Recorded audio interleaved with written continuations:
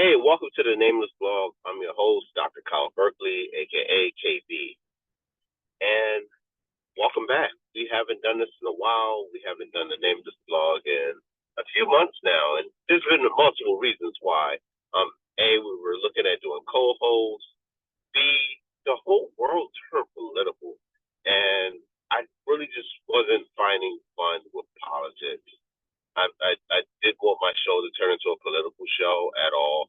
Um, as though people know, I was at one point in time in a public office for 8 years. When I got out of that office, I decided not to align with either party. I'm more of an independent. I'm of the firm believer that you should earn my vote, not think that because I'm of a certain skin color, you automatically have my vote, or because if I vote for you one time, that I am therefore mandated to vote for you to death do us part. No, I am of the very firm belief that you have to earn my vote, which means you, as a person that's campaigning, should be reaching out to me and what my needs and my desires are individually and as a people, as a community, as a class group. And I don't mean class group as color. I do mean that partially, but also my social economic class. Yes, you should be reaching out to that. My education class. Yes, you should be reaching out to that. Like all those things, I believe that should be reached out to. And I think every single person, especially African Americans, should vote with that mindset. If you just vote for just a very particular party, I think you just do more damage and soften your voice instead of strengthening. Because parties should be coming to you to figure out what are your legit concerns.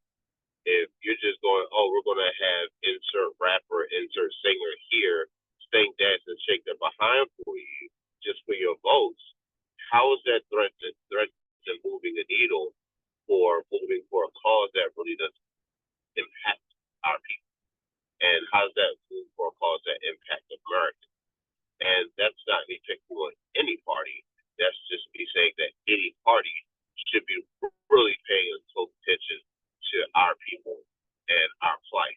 And we don't need people on TV singing and dancing saying, oh, well, they're doing this for us. No, what is us? Who are us? And what is and what are the things that we have said that we want? Not this old person who's getting paid a lot of money to stand on TV and say, oh, this is what we want. No, what are the issues that our people legit have? And how is that being represented? Because the people that are being chosen to run and represent us. So that's the soapbox piece. And that's the reason why I've been off, because I don't, I, I'm sorry. I'm politics out. Like, I can't do it. That's the reason why when I was covering The Boys at first, I love The Boys TV show a lot. I can't say the same thing about the comics, but I do love The Boys TV show a lot. For those that know me know I love comics a lot. It's just The Boys comics. There's something very hit or miss with it. And that's not me trashing it. As an author, I know how easy it is to get trashed by nobody with a blog or a podcast. So it's really, so I'm not trashing this show as a comic at all, because anybody who's an artist, anybody who's a writer, it takes time to create, and especially has the following that the writer always has or had. Hats off to you. I'm very happy. It's just certain things or certain things. I do love the show a lot. It's just this last season was hard for me because it became so political. And again, I sit on neither side of the.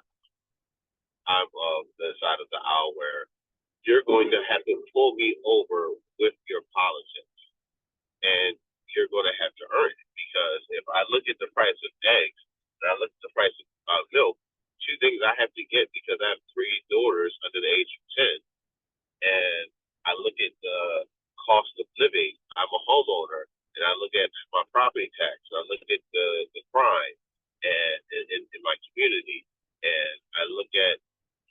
I work in the prison system. I am a reentry coordinator currently role is going to change to something better soon, or bigger soon.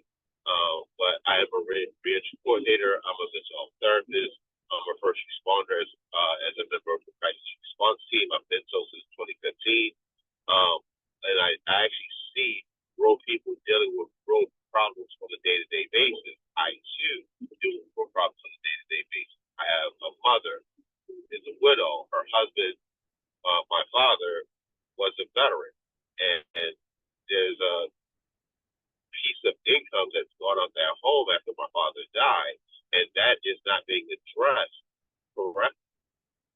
As far as how does the military continue to support the widow once that finance piece is gone? My dad had injuries from his time in the service, and now that check is gone because my dad is no longer here. My mom is still stuck with bills. So, and we've gone through case management. Believe it or not, I used to work in a shelter that we provided services for veterans, homeless veterans. So I am very familiar with programs like SSDF or HUD Bash. That's not my mom's plight, it's HUD Bash. My mom and dad owned a home. But my issue and the plight there is now my mom has all of the bills falling on her. And because of somebody like Bernie Madoff, who took the money that my dad had, the 401k, that's another piece of income that's gone.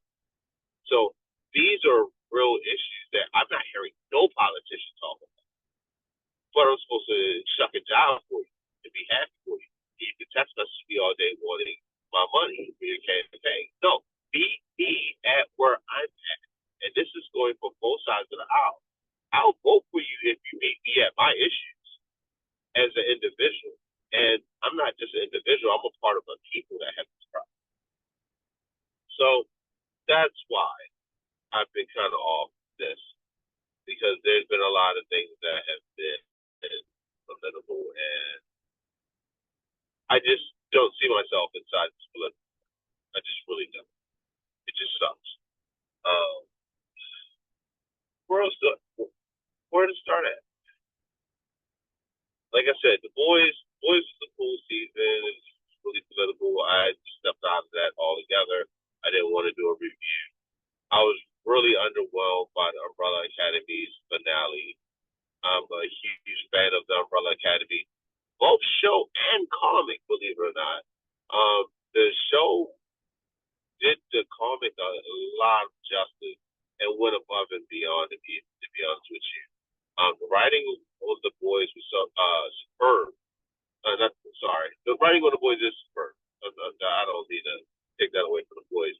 But Umbrella Academy, the writing throughout was superb. And then this last season happened, and it just seemed like they forgot what the boys was about. Well, not the boys, the Umbrella Academy was about. And I was very disappointed. Like, you look at two characters, I would say Klaus, number one, and number five, number two. And Klaus is the character who I think was the Klaus and number five, or number seven, number five, right? And number five were two people who I thought were the faces of the show. And I do get that Elliot Page wanted to become the face of the show, and rightfully so. I love Elliot Page. I wish him nothing but the best. But when you look at the character development of Klaus from episode one all the way up until not this current season, not the final season, but last season, there's a real great story that they did with Klaus, and they even showed glimpses of this man's true power. And then it was like, no, we're not doing none of that. All these things that we teased, all these things that we were building up for this great storyline, and we was like, no, hacking. And part of this could have been Netflix's fault, because they only gave them, 6 or 8 episodes, and which I think is completely unfair. Like, why have a show that you can have so many great things about it? You just go, no. So that was one complaint I had about it. I didn't like the ending. It's just the whole finale was just really bad. The number five and Diego's wife storyline was completely unnecessary. It just didn't fit number five's character at all. Number five is somebody who is smarter and technically older than everybody else, and for him to kind of take that kind of a step back and to actually have an affair with his brother's wife, somebody who at a point in time was a sport enemy at that,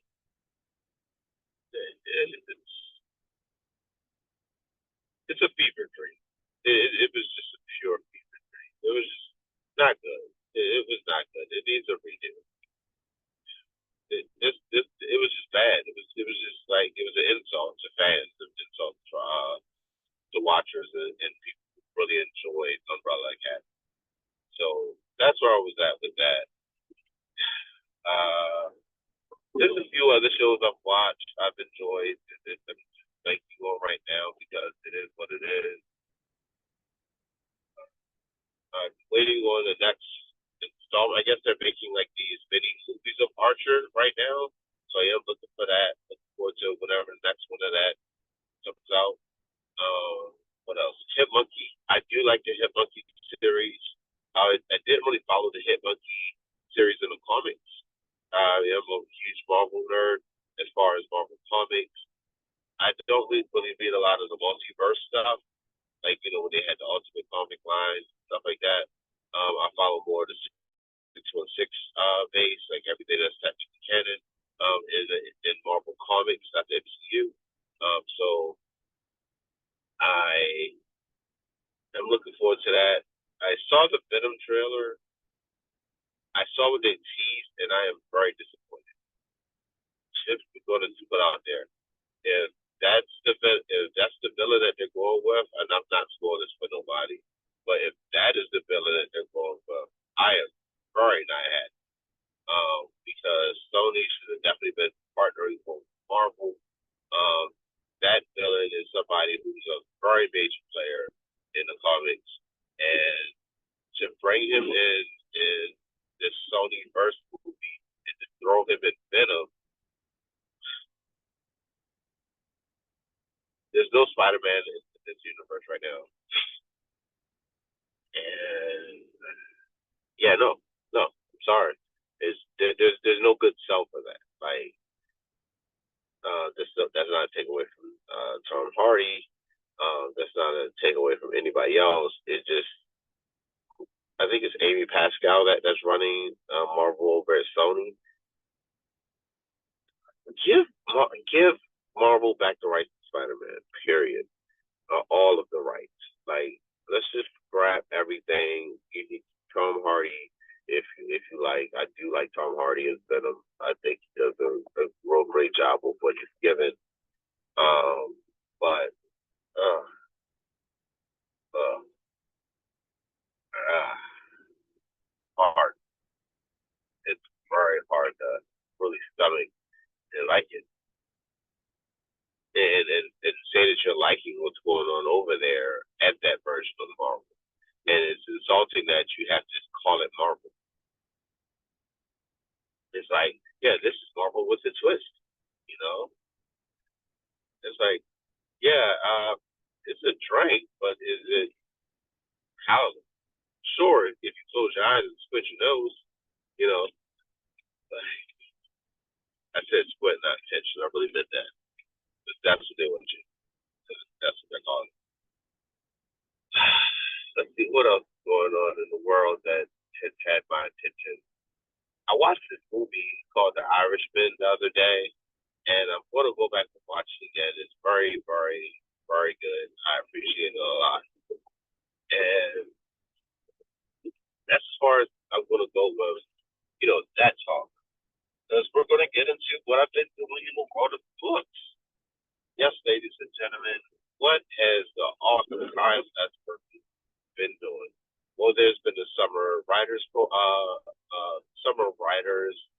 competition / challenge going on. I've been a part of that, and I've done something completely different. I wrote a children's book. I didn't write any children's book. I wrote a children's book that kind of highlights autism. It's an adventure story. It's very fun. It's very cute. And it's a fun adventure. any like kids between the ages of first grade to fifth grade can enjoy the story. You don't have to have a child that's on the spectrum to enjoy the story, but if you do have a child on the spectrum, you can easily pick up on, oh, cool, I can see this, and it's a fun story because it's three different siblings in this story. That there are three different princesses, and the youngest princess is on the spectrum. And the way how I highlight it as um, it as her superpower. And as a father who has a young daughter who's on the spectrum, it can be very hard at times to get my other two daughters who aren't sensory diverse, have sensory challenges or aren't. I don't. I'm trying to figure out the PC word. I'm not the most woke person. I don't do the woke thing, so I just wanted to just be honest and just get the words out. And please don't be offended by my honesty and my just authentic realness. Um, I have a youngest daughter. My youngest daughter is on the spectrum. My two other daughters are not. Okay, so that's the best way I can put it. I've heard sensory diversion. I've heard all these other real technical terms. Of course, yes, I have a PhD. Yes, I have close to 20 years working in the mental health field. All these things are true. That doesn't mean I'm going to always say the nice, cuddly, friendly, PC, woke word that you want me to say. That's not who I am as a person. I'm just a very real authentic person, and I'm not doing it. So, but get back to I'm not trying to do soapbox stuff. Sorry, but it can be hard sometimes to get my daughters who aren't on the spectrum, except for my daughter who is on the spectrum. It can be difficult getting them to intermingle amongst each other. So what I try to do is an adventure story where they're all together and they're all and they're doing something. I don't want to give the story away, but it's a fun, cute story where they all bond and they all get to use their unique talent to grow together. And that story will be coming out very soon. It's currently entered into this contest. Okay, I went. And I want to have my beta readers go through and read it because I definitely want their feedback. But that's what's going on in that world. I'm almost done the confession. I'm gonna let you know the confession is it's a spinoff of the 1234 saga slash Tiffany Given saga.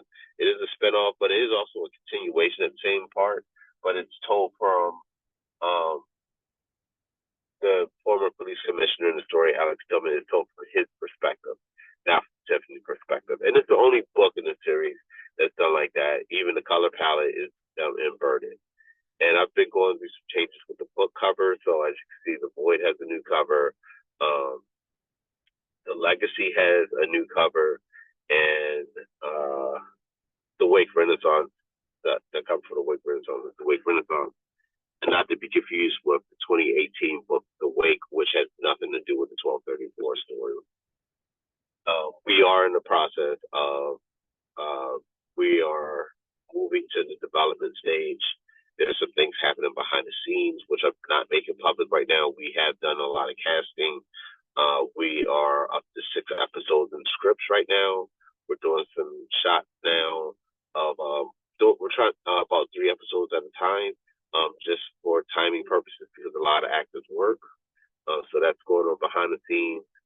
And, I'm enjoying this ride. I do want to take time before I hop off, to give my thoughts, prayers, and love to Mr. Dessa Rose, fantastic author, best-selling author, and a real good friend of mine. She lost her mother recently. I don't think I've done a Nameless Blog since her mother passed away. And also, in addition to that, I wanted to talk about something. So being an author, the first thing is knowing who your audience is. And when I first started out in this field of writing on a professional basis, right? Because I've been writing since first grade. I've written tons of plays, tons of books, and my first published book, of course, was the original The Wake. Not to be confused with the rest of the series, because the original The Wake has nothing to do with the 1234. If I ever discuss The Wake from that point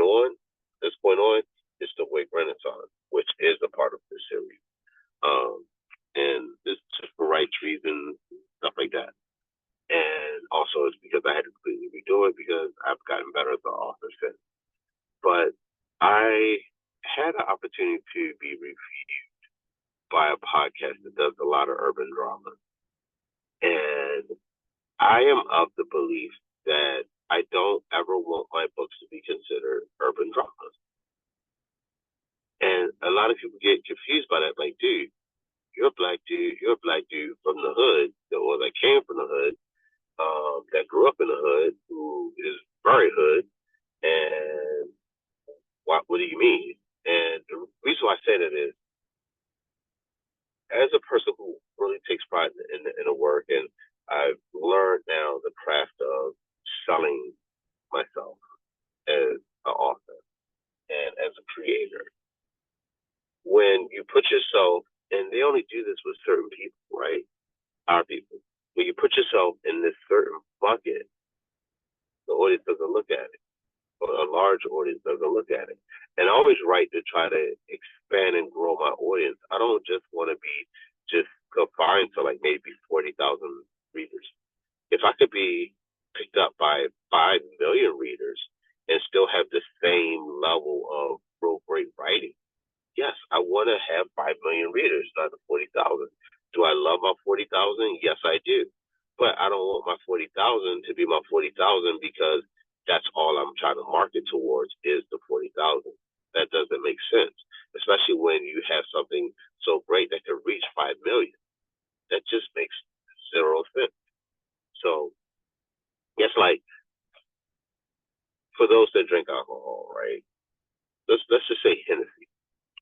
If Hennessy was a drink that was only sold off of Papa Grove, would Hennessy be a household name? Would Hennessy be in several rap songs? Would, you know what I mean? Would Hennessy be sponsored at boxing events? Would Hennessy be be sponsored by rappers like Nas, et cetera, et cetera? You get what I'm saying? Like, yeah, I want my book to be at the level of a Hennessy, or at the level of a Budweiser, or at the level of, you get what I'm going? I don't want my book to be, I don't know. I'm gonna just make up an app, AGP. No, I would like my book to be ABC, like, you know, or NBC, or CBS, or Hulu, or Max, or Apple TV Plus. You know what I'm saying? Like, I don't want it to be in a small box. And when people give you that title of urban drama, they try to put you in a small box. And I read a lot, right? So like right now I'm reading Mindhunter, right?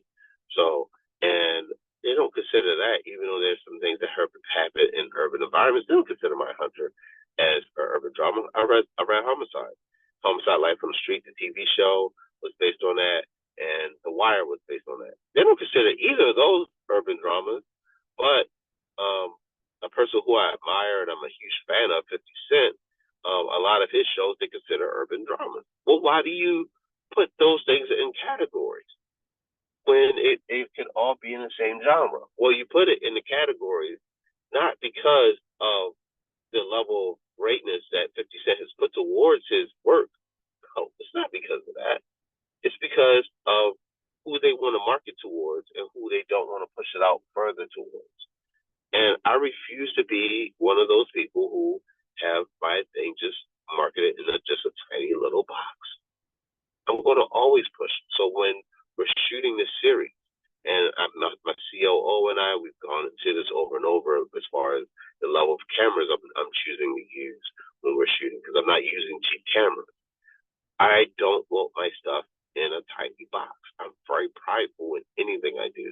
If you read my books, I'm very prideful at the level that I do.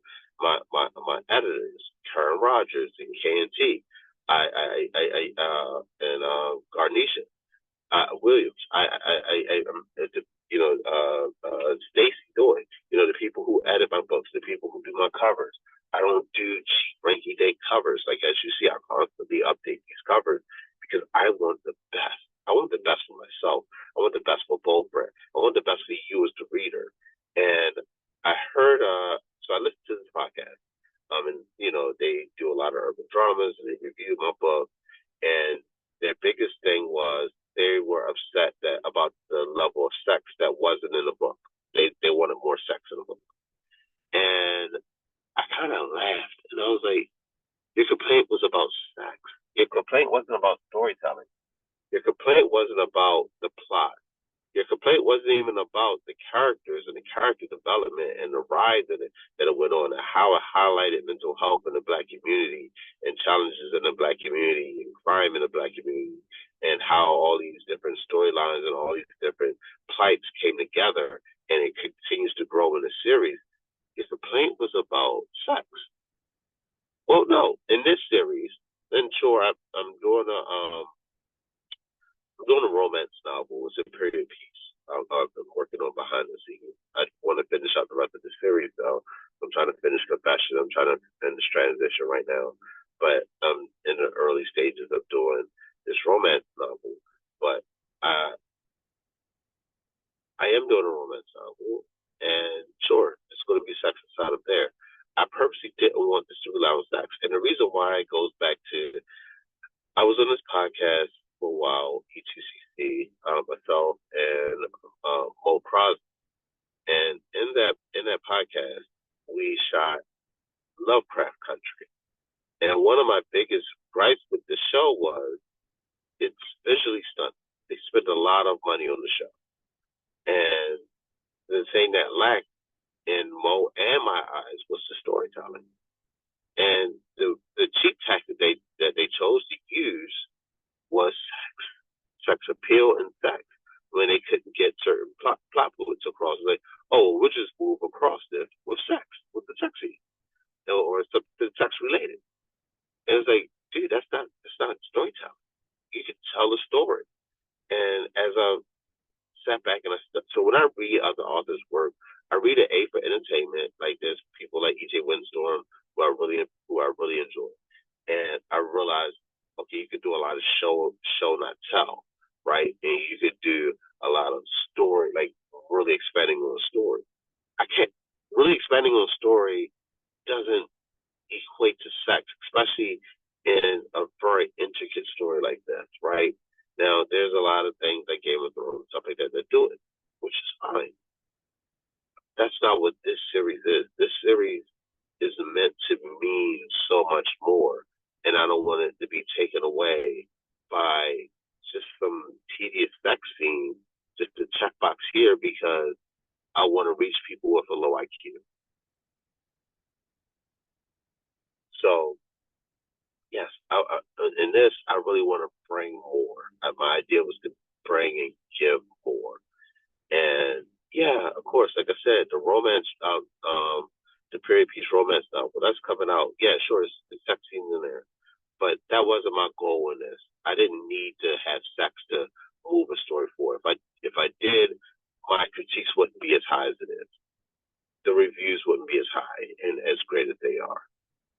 I went up and down the nation, the United States of America, and now I have a British fan base now. It wouldn't be what it is if I relied on sex. So I sat back and I even asked people in the Writers Guild their perspective of the reviews. These things happen because a lot of these people are trolls, but it did bother me because I did speak to some people who are readers, and they were like, "Dude, yeah, we love sex scenes." And I'm like, okay, well, I do have to listen to them because I listen to every reader, especially when they consume my work. I thank you, because I'm a fan of those who are a fan of my work, so I want to hear and read what you have to say, good and bad. So I'm better because I like to consider myself top 5 dead or alive. And I can't be top 5 dead or alive if I'm not listening to those who listen and consume my work. So I did hear a couple people say, "No, we wish that you did put more sex scenes into it." But okay, cool. I know in the Union there is somewhat of a sexy scene in there, and because who Tiffany Gibbons is, or now Tiffany Andrews, spoiler, is this is a person who has childhood trauma and real serious mental illness, and I didn't want to take away from that, adding in a lot of sex into that. No, I really want to just storyboard. And because her story has just grown from a person who's getting over the trauma and death of a child and the trauma of her childhood assault, sexual assault, and poverty, and it hurt in the home.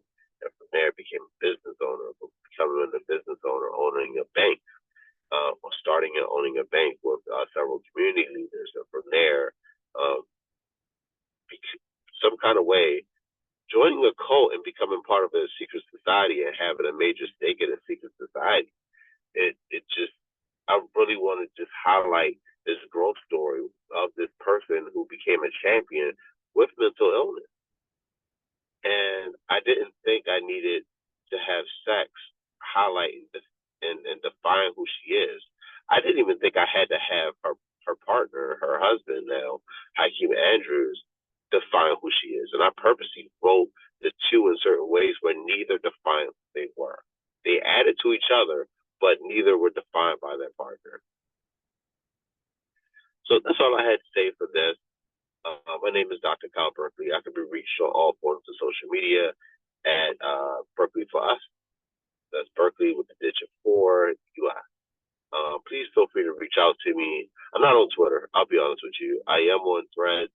I'm on Instagram. I love being on Instagram. I'm on Facebook at Dr. Kyle Berkeley. So feel free to reach out to me. I love to talk to you. And with much love and much respect, peace. Have a safe weekend.